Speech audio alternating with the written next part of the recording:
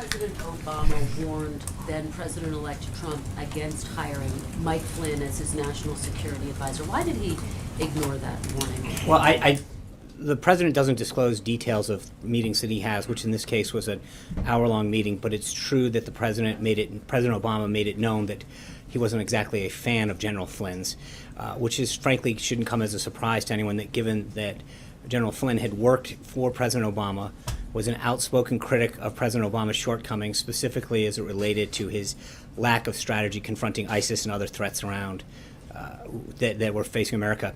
So the question that you have to ask yourself really is, if President Obama was truly concerned about General Flynn, why didn't he suspend General Flynn's security clearance, which they had just reapproved months earlier? Additionally, why did the Obama administration let Flynn go to Russia for a paid speaking engagement and receive a fee?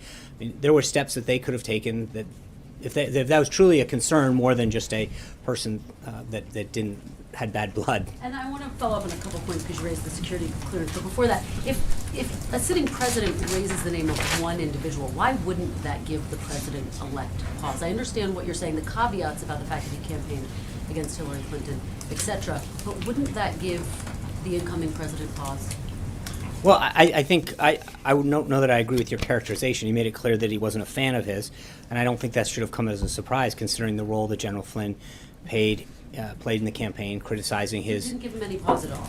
No, I think you if you know what we knew at the time, which is that the security clearance that he had been reapproved in April of that year, and they took, not only did they reapprove it, but then they took no steps to suspend it. So the question has to be, what did they do if they had real concerns beyond just not having, not liking him for some of the comments that he made? It's our understanding, and if you could clarify this, did Mike Flynn not need upgraded security clearance in order to serve as the national security advisor? Oh, he'd been head of the Defense Intelligence Agency. That's the same. You vetted him as well, correct? That's the same clearance that the security clearance. We went over this a while ago. Is the same clearance at any level. Once you get it, you get it for the time that you had. He had his reinvestigation in April of 2016, and the Obama administration took no steps. Not only did they reaffirm that security clearance, they took no steps to suspend it or take any other action.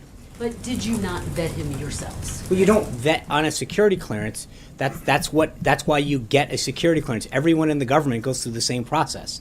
So the answer is that that same process worked for General Flynn as it did for me or for anyone else who works here. There's no difference of a security clearance once it's issued. Zeke. Thanks, Sean. You said a few minutes ago, Christian, what we know is what we knew at the time. So knowing what the White House knows now, does the White House, does the president believe that General Flynn should not have had that clearance reissued last year, number one? And number two, does the White House believe that General Flynn was truthful when he filled out his SF-86 for that reinvestigation last year? Well, I'm not going to get into those details. It was obviously that was something that was adjudicated by the Obama administration in April of 2016. They took no steps to suspend that.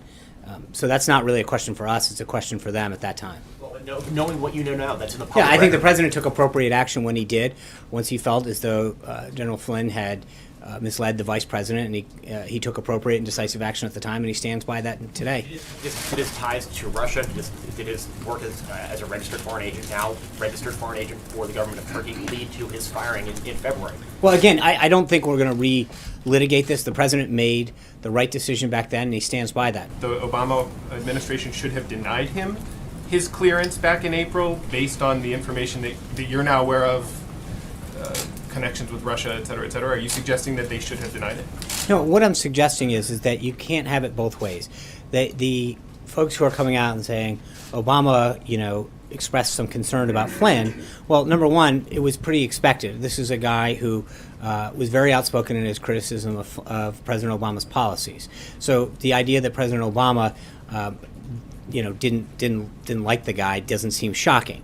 But the point that you have to ask yourself is, if the Obama administration, or under the Obama administration, if they reissued one of the highest security clearances that you can get, knowing what they knew then, and then didn't do anything to take a proactive steps to suspend it in any way, shape, or form, the question you have to ask yourself is, if they were concerned, why didn't they take any steps? They're the ones who had, at that point, all the access and all the knowledge to everything that was on his SF-86 security clearance, not us. So if President Obama or anyone else, frankly, in the government was concerned the question should be asked, what did they do? And if nothing, then why not, if they really truly were concerned? I think that is a fair question.